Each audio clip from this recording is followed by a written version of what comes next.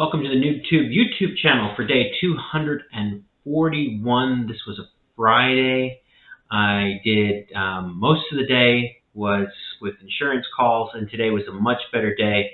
I got 3 sales, two on Friday and then one the next day, but 3 sales total for Friday because that one person I had to call them back and get some more information from them, but it was 3 sales, so that's really great.